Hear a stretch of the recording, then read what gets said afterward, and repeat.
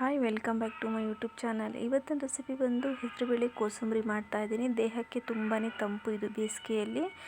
ಮೊದಲಿಗೆ ಹೆಸರುಬೇಳೆನ ಒಂದು ಅರ್ಧ ಗಂಟೆ ನೆನೆಸ್ಬಿಟ್ಟು ಇಟ್ಕೊಂಡಿದ್ದೀನಿ.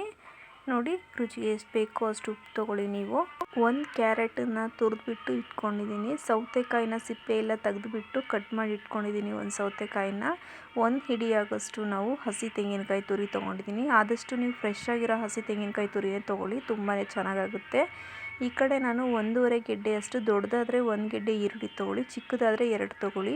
1.5 ಗೆಡ್ಡೆಯಷ್ಟು ನಾನು ಈರುಳ್ಳಿ ತೊಗೊಂಡಿದ್ದೀನಿ. 2 ಹಸಿಮೆಣಸಿನ್ಕಾಯಿ, ಸ್ವಲ್ಪ ಕೊತ್ತಂಬರಿ ಸೊಪ್ಪು, ಸ್ವಲ್ಪ ಕರಿಬೇವು ಹಾಗೂ ಒಂದು ಅರ್ಧ ಹೋಳಷ್ಟು ನಾನು ನಿಂಬೆಹಣ್ಣು ತೊಗೊಂಡಿದ್ದೀನಿ. ಈಗ ಬನ್ನಿ ಹೇಗೆ ಮಾಡೋದಂತ ನೋಡೋಣ.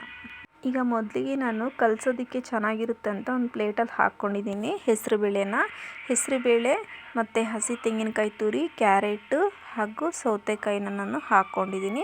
ಈಗ ಕೊತ್ತಂಬರಿ ಸೊಪ್ಪು, ಕರಿಬೇವು ಹಾಗೂ ಹಸಿಮೆಣಸಿನ್ಕಾಯಿ, ಈರುಳ್ಳಿನ ನಾನು ಹಾಕ್ಕೊಳ್ತಾ ಇದ್ದೀನಿ. ಉಪ್ಪು ಯಾವಾಗಲೂ ನೋಡಿ ಹಾಕ್ಕೊಳ್ಳಿ. ನೀವು ಸೌತೆಕಾಯಿನ ನೀವು ಸ್ವಲ್ಪ ಆಗಲೇ ನೀವು ಊಟಕ್ಕೆ ಬಡಿಸೋದಾದರೆ ಮಾತ್ರ ನೀವು ಹಾಕ್ಕೊಳ್ಳಿ ಸೌತೆಕಾಯಿನ, ಇಲ್ಲ ಅಂದರೆ ಅದು ನೀರು ಬಿಡೋ ಚಾನ್ಸಸ್ ಇರುತ್ತೆ. ಹಾಗಾಗಿ ನಾವು ಹೀಗೆ ಖಾಲಿ ಮಾಡ್ತೀವಿ. ಹಾಗಾಗಿ ನಾನು ಸೌತೆಕಾಯಿನ ಹೀಗೆ ಹಾಕ್ಬಿಟ್ಟು ನಿಮಗೆ ತೋರಿಸ್ತಾ ಇದ್ದೀನಿ. ಈಗ ರುಚಿಗೆ ಎಷ್ಟು ಬೇಕೋ ಅಷ್ಟು ಉಪ್ಪು ಹಾಕ್ಕೊಂಡಿದ್ದ ನಂತರ ನಿಂಬೆ ಹುಳಿನ ನಾನು ಹಾಕ್ತಾಯಿದ್ದೀನಿ. ಅದಕ್ಕೆ ಯಾರೆಲ್ಲ ನನ್ನ ವಿಡಿಯೋ ನೋಡ್ತಾ ಇದ್ದೀರಾ ಪ್ಲೀಸ್ ಸಬ್ಸ್ಕ್ರೈಬ್ ಮಾಡ್ಕೊಂಡಿಲ್ಲಾರೆ ಸಬ್ಸ್ಕ್ರೈಬ್ ಮಾಡ್ಕೊಂಡು ನೋಡಿ. ವಿಡಿಯೋ ಇಷ್ಟ ಆದರೆ ಲೈಕ್ ಮಾಡಿ, ಹಾಗೆ ಕಮೆಂಟ್ ಬಾಕ್ಸಲ್ಲಿ ಕಮೆಂಟ್ ಮಾಡಿ, ನಿಮ್ಮ ಫ್ರೆಂಡ್ಸ್ ಆ್ಯಂಡ್ ಫ್ಯಾಮಿಲಿಗೆ ಶೇರ್ ಮಾಡಿ.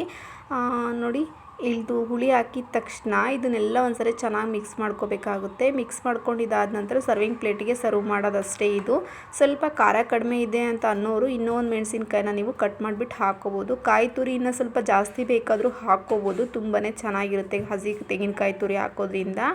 ಇದು ಕೋಸಂಬರಿ ರೆಡಿ ಆಯಿತು ಫ್ರೆಂಡ್ಸ್. ಈಗ ನನ್ನ ಮಗಳು ವಿಡಿಯೋ ಮಾಡೋಕ್ಕೆ ಬಿಡ್ತಾ ಇಲ್ಲ, ಆಗಲೇ ಟೇಸ್ಟ್ ನೋಡಿಬಿಟ್ಟು ತುಂಬಾ ಸೂಪರಾಗಿದೆ ಅಂತ ಹೇಳ್ತಾ ಇದ್ದಾಳೆ ಅವಳು.